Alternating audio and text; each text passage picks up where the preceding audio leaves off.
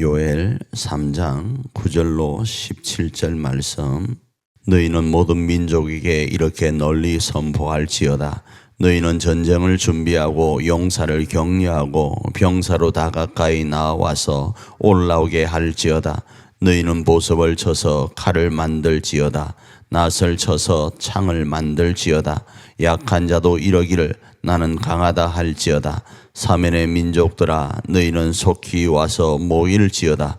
여호와여 주의 용사들로 그리로 내려오게 하옵소서. 민족들은 일어나서 여호사밧 골짜기로 올라올지어다.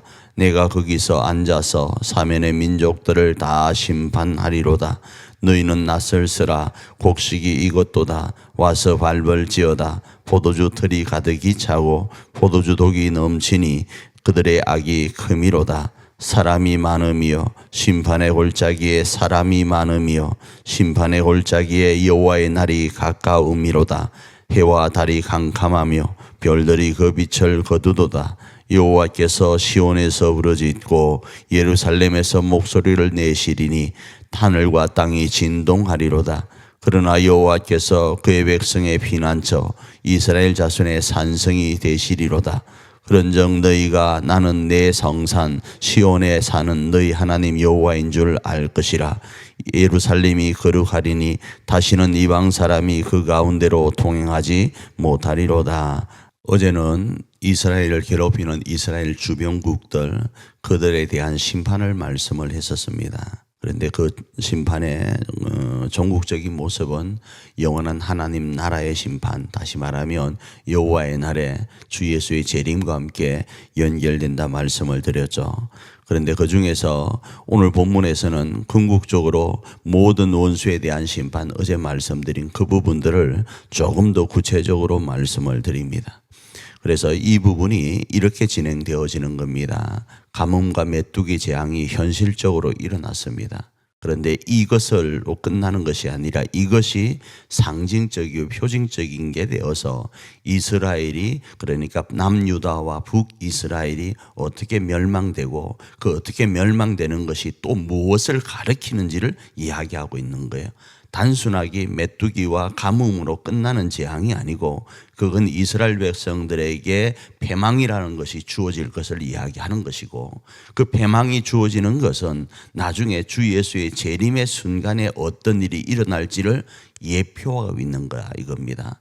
그 속에서 이 가뭄과 메뚜기 재앙, 그것이 끝이 아니라 하나님의 회복이 있는데 이스라엘도 포로로 잡혀갔다가 회복될 것을 이야기하고, 우리가 지금 이 남은 이 땅의 삶, 우리는 하나님 앞에 설날을 두 가지 방식으로 살아갑니다. 하나는 내가 하나님 앞에 죽음으로 하나님 앞에 서는 날이 있고, 역사적인 부분 속에서는 예수의 재림 때 우리 모두가 하나님 앞에 서는 이 두 가지가 있어요. 그 두 가지, 그 심판 여호와의 날 때에는 모든 민족이 심판을 받게 되는데, 믿는 사람들은 그 심판으로부터 회복과 구원의 날을 경험하게 될 것이다가 이 요엘의 전반적인 흐름이다 이겁니다. 그런데 이 전반적인 흐름 가운데 이 최후의 심판은 무엇과 철저히 연결되는가? 하나님의 공의와 연결되어진다를 이야기합니다. 예수님이 이 땅에 초림으로 오실 때에는 바로 하나님의 그 크신 사랑과 연결이 되었습니다. 그런데 예수님의 그 크신 사랑과 연결되었던 초림과 다르게 재림의 그 순간에는 여호와의 공의와 연결되는데, 이 여호와의 공의는 하나님의 나라와 연결됩니다. 그래서 하나님의 통치와 이스라엘 백성들, 우리 예수님을 믿는 우리 백성들의 회복에 초점을 두는데, 이 하나님의 나라의 심판은 또 다른 한 면에서 다른 원수들에 대해서는 철저한 심판을 이야기하게 된다. 역설적인 부분 서로 상충되어지죠. 믿는 자에게는 회복, 믿지 않는 자에게는 철저한 하나님의 공의에 의한 심판이 주어진다라는 겁니다. 자, 그 속에서 다시 이쪽으로 돌아오면 무슨 말인가 하면, 재림으로 갔던 이 가뭄과 메뚜기 재앙이 재림까지 갔잖아요. 그리고 이스라엘 백성들의 패망이 재림까지 갔잖아요. 그런데 다시 이게 이쪽으로 돌아옵니다. 어떻게 돌아오는가 하면, 하나님의 이 회복과 구원의 부분은 현세에도 적용되는데 그런데 불완전합니다. 불완전하다고요? 적용은 되는데 불완전합니다. 이 땅이 하나님 나라가 되기를 하나님은 원하시지만 우리가 살아가는 이 땅의 삶은 불완전해서 그래서 때로는 어렵고 힘든 것을 동시에 경험하게 됩니다. 그래서 간혹 이런 이야기를 하죠. 아니 하나님이 살아계시면 이럴 수 있어 라는 이야기를 믿는 사람들 입에서도 나오는 현상들이 일어납니다. 왜 그럴까요? 그건요, 이 땅은 불완전하기 때문에 그러한 거예요. 예수님을 우리가 믿는데 하나님 왜 믿는 자가 이런 어려움을 당합니까? 이 땅은 불완전하기 때문에 그래요. 그럼에도 그것은 동일하게 적용되어서 하나님의 그 크신 은혜 아래에서 불완전하여서 왜 하나님이 계신데도 이러합니까? 처음에 나는 그렇게 고백하지만 조금 지나다 보니까 아하, 이건 하나님의 또 다른 계획 가운데 있었구나를 나중에 깨닫는 거예요. 그래서 불완전한 부분입니다. 그러나 우리의 완전한 여호와의 그 심판의 날, 여호와의 날인 그때에는 완전하게 적용됨을 말씀을 하는 거예요.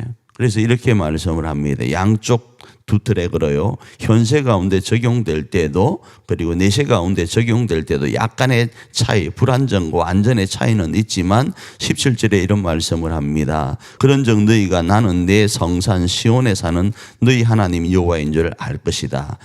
예루살렘이 거룩하니 다시는 이방 사람이 그 가운데로 통행하지 못하리로다고 하면서 이방의 침노가 완전히 사라질 것을 말씀을 하는 거예요.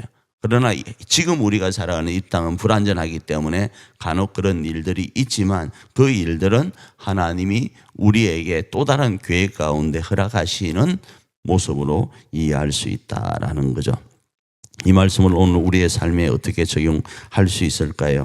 오늘 이 말씀을 우리의 삶에 적용할 때에는 하나님께서 오늘도 내 성산 시온에 사는 백성들에게 여호와인 줄을 알게 하신다는 사실을 기억하기를 원해요.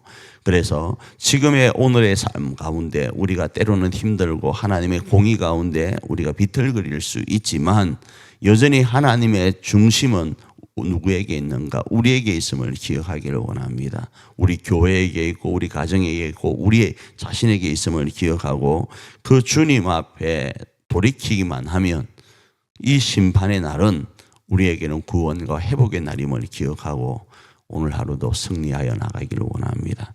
그리고 그 승리의 모습으로 주변 사람들에게 선한 영향력을 행사하는 저와 여러분 되기를 축복합니다.